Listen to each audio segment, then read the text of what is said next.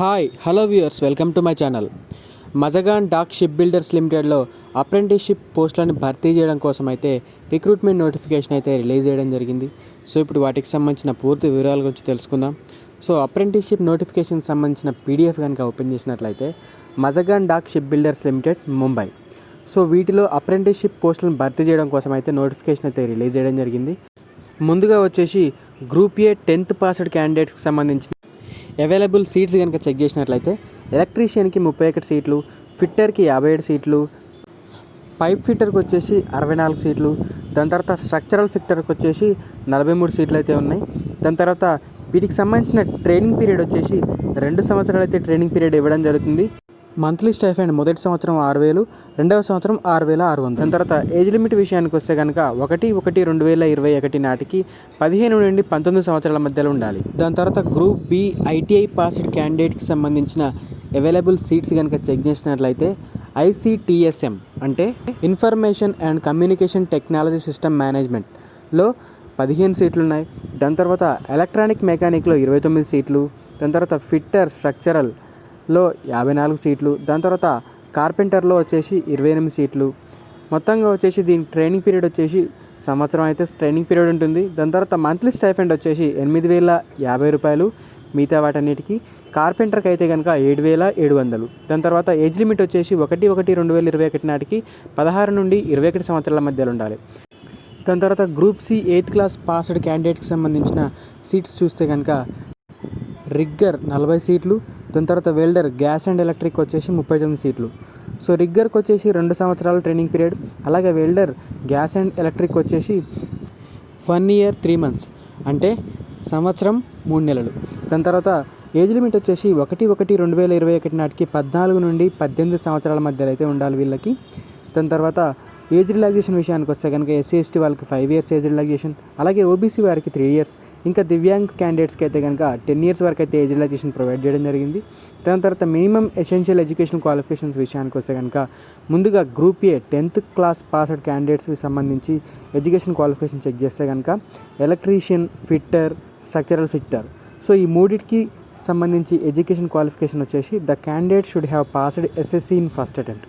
So SSCని first అటెంప్ట్లో pass అయిన వాళ్ళు అయితే దీనికైతే అప్లై చేసుకోవడానికి అయితే అర్హులు. సబ్జెక్ట్స్ వచ్చేసి జనరల్ సైన్స్ ఇంకా మ్యాథమెటిక్స్ అయితే ఉండాలి. సో మినిమం మార్క్స్ వచ్చేసి 50% అయితే రావాలి జనరల్ క్యాండిడేట్స్కి.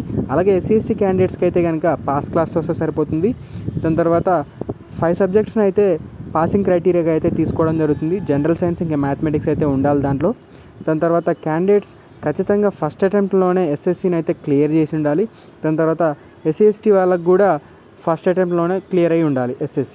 దాని తర్వాత SSC క్వాలిఫికేషన్ అయినప్పటికీ హైయర్ ఎడ్యుకేషన్ క్వాలిఫికేషన్ వాళ్ళు ఉన్నవారు కూడా దీనికైతే అప్లై అయితే చేసుకోవచ్చు. కానీ సెలక్షన్ క్రైటీరియా మాత్రం SSC మార్క్స్ మీద మాత్రమే బేస్ అయి ఉంటుంది. దాని తర్వాత క్వాలిఫికేషన్ వచ్చేసి పైప్ ఫిట్టర్ కూడా సేమ్ క్వాలిఫికేషన్ అంటే SSCనే క్వాలిఫికేషన్ ఉంది.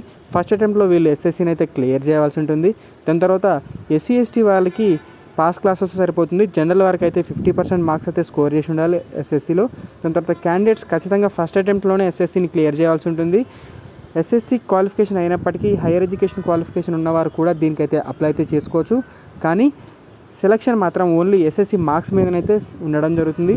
దాని తర్వాత group B ITI passed candidates విషయానికి వస్తే కనుక ICTSM అంటే information and communication technology system maintenance, దాని తర్వాత ఎలక్ట్రానిక్ మెకానిక్, ఇంకా కార్పెంటర్, అలాగే స్ట్రక్చరల్ ఫిట్టర్ విషయానికి వస్తే కనుక ఎడ్యుకేషన్ క్వాలిఫికేషన్ వచ్చేసి రెలవెంట్ ట్రేడ్లో ఫస్ట్ అటెంప్ట్లో ITI అయితే పాస్ అయి ఉండాలి. దాని తర్వాత SC/ST వారికి పాస్ క్లాస్ వస్తే సరిపోతుంది. జనరల్ క్యాండిడేట్స్ అయితే కనుక 50% మార్క్స్ అయితే స్కోర్ చేసి ఉండాలి. దాని తర్వాత ITIని ఖచ్చితంగా ఫస్ట్ అటెంప్ట్లోనే పాస్ అయి ఉండాలి. అలాగే ITI పాస్డ్ క్యాండిడేట్స్ వచ్చేసి information and communication technology system maintenance, ఇంకా ఎలక్ట్రానిక్ మెకానిక్, దాని తర్వాత కార్పెంటర్, ఇంకా ఫిట్టర్ వీళ్ళు తప్ప మిగతా ITI క్యాండిడేట్స్ అయితే కనుక దీనికి అప్లై చేసుకోవడానికి అయితే అనర్హులు. దాని తర్వాత group C 8th class passed క్యాండిడేట్స్కి సంబంధించిన క్వాలిఫికేషన్ చెక్ చేసినట్లయితే రిగ్గర్ ఇంకా వెల్డర్ గ్యాస్ అండ్ ఎలక్ట్రిక్ సంబంధించి 8th క్లాస్ అయితే పాస్ అయి ఉండాలి ఫస్ట్ అటెంప్ట్లో. దాని తర్వాత SC/ST వారికి అయితే పాస్ క్లాస్ వస్తే సరిపోతుంది. మిగతా జనరల్ క్యాండిడేట్స్ అయితే కనుక 50% మార్క్స్ అయితే స్కోర్ చేసి ఉండాలి. బోత్ గ్రూప్ బి ఇంకా గ్రూప్ సికి హయ్యర్ క్వాలిఫికేషన్ వారు కూడా అప్లై చేసుకోవచ్చు. కానీ మినిమం ఎడ్యుకేషన్ క్వాలిఫికేషన్ మాత్రం అక్కడ మెన్షన్ చేసిన అయితే ఖచ్చితంగా ఉండాలి. అలాగే ఐటీఐ పాస్డ్ క్యాండిడేట్స్ వచ్చేసి గ్రూప్ ఏ ఇంకా గ్రూప్ సికి అయితే అప్లై చేసుకోవడానికి అయితే అనర్హులు. సో గ్రూప్ ఏకి ఇంకా గ్రూప్ సి అప్లై చేసుకునే క్యాండిడేట్స్ అయితే కనుక సపరేట్గా అప్లికేషన్స్ అయితే ప్రొవైడ్ చేయాల్సి ఉంటుంది. అలాగే స్కూల్ లీవింగ్ సర్టిఫికేట్ ఇంకా బర్త్ సర్టిఫికేట్ అయితే క్యాస్ట్ సర్టిఫికేట్ లాగా అయితే యాక్సెప్ట్ అయితే చేయరు. దీనికి సంబంధించిన సెలక్షన్ ప్రొసీజర్ విషయానికి వస్తే కనుక కంప్యూటర్ బేస్డ్ టెస్ట్ అయితే కండక్ట్ చేయడం జరుగుతుంది. సో కంప్యూటర్ బేస్డ్ టెస్ట్లో 100 మార్క్స్ అయితే కేటాయించడం జరిగింది. మల్టిపుల్ చాయిస్ క్వశ్చన్స్ ఉంటాయి. దాని తర్వాత టైం డ్యూరేషన్ వచ్చేసి 2 hours అయితే టైం డ్యూరేషన్ ఉంది. ఎగ్జామినేషన్ సెంటర్ వచ్చేసి ఓన్లీ ముంబైలో మాత్రమే అయితే కండక్ట్ చేయడం జరుగుతుంది. వీటికి సంబంధించిన సిలబస్ని కనుక చెక్ చేసినట్లయితే ముందుగా group A 10th class passed క్యాండిడేట్స్కి సంబంధించిన సిలబస్ చూస్తే కనుక సబ్జెక్ట్ ఇంకా నెంబర్ ఆఫ్ క్వశ్చన్స్ అయితే ఇక్కడ మెన్షన్ చేయడం జరిగింది. సో ముందుగా సబ్జెక్ట్ వచ్చేసి English and GK general knowledge నుంచి 25 క్వశ్చన్స్, దాని తర్వాత ఫిజిక్స్ నుండి 25 questions, chemistry 25 questions, mathematics 25 questions, టోటల్గా వచ్చేసి 100 క్వశ్చన్స్ అయితే అడగడం జరుగుతుంది. దాని తర్వాత గ్రూప్ బి ఐటీఐ పాస్డ్ క్యాండిడేట్కి సంబంధించి సిలబస్ చూస్తే కనుక English and GK general knowledge నుంచి 25 క్వశ్చన్స్, ట్రేడ్ థియరీ అంటే రెలవెంట్ ట్రేడ్ థియరీ నుండి 25 క్వశ్చన్స్, వర్క్షాప్ క్యాల్కులేషన్ ఇంకా సైన్స్ సంబంధించి 25 క్వశ్చన్స్, ఇంజనీరింగ్ డ్రాయింగ్ 25 క్వశ్చన్స్, టోటల్గా వచ్చేసి 100 క్వశ్చన్స్ అయితే కేటాయించడం జరిగింది. దాని తర్వాత group C 8th class passed క్యాండిడేట్కి సంబంధించి English and GK 25, physics 25, chemistry 25, mathematics 25, టోటల్గా వచ్చేసి 100 క్వశ్చన్స్ అయితే అడగడం జరుగుతుంది. సో టోటల్గా వచ్చేసి టైం డ్యూరేషన్ వచ్చేసి 2 hours అయితే టైం డ్యూరేషన్ ఉంటుంది. 100 క్వశ్చన్స్ అయితే ఉంటాయి. అంటే 100 క్వశ్చన్స్ 120 minutes ఉంది. దాని తర్వాత సెకండ్ స్టేజ్ విషయానికి వస్తే కనుక ఎగ్జామినేషన్ అంటే కంప్యూటర్ బేస్డ్ ఎగ్జామినేషన్ క్లియర్ చేసిన క్యాండిడేట్స్ని సెకండ్ స్టేజ్కి అయితే పిలవడం జరుగుతుంది.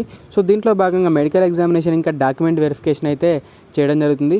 సో డాక్యుమెంట్ వెరిఫికేషన్కి అయితే క్యాండిడేట్స్ ఆల్ ఒరిజినల్ సర్టిఫికేట్స్ అయితే తీసుకెళ్లాల్సి ఉంటుంది. సో ఒరిజినల్ డాక్యుమెంట్స్ వచ్చేసి ఏజ్కి సంబంధించి క్యాస్ట్, ఎడ్యుకేషన్ క్వాలిఫికేషన్ ఇంకా క్యాస్ట్ సర్టిఫికేట్ ఒకవేళ అప్లికబుల్ అయితే కనుక, అలాగే certificate of passing examination first అటెంప్ట్లో పాస్ అయినట్టు ఎడ్యుకేషన్ క్వాలిఫికేషన్ సంబంధించి డాక్యుమెంట్స్ అయితే మీరైతే ఒరిజినల్ అయితే తీసుకెళ్లాల్సి ఉంటుంది.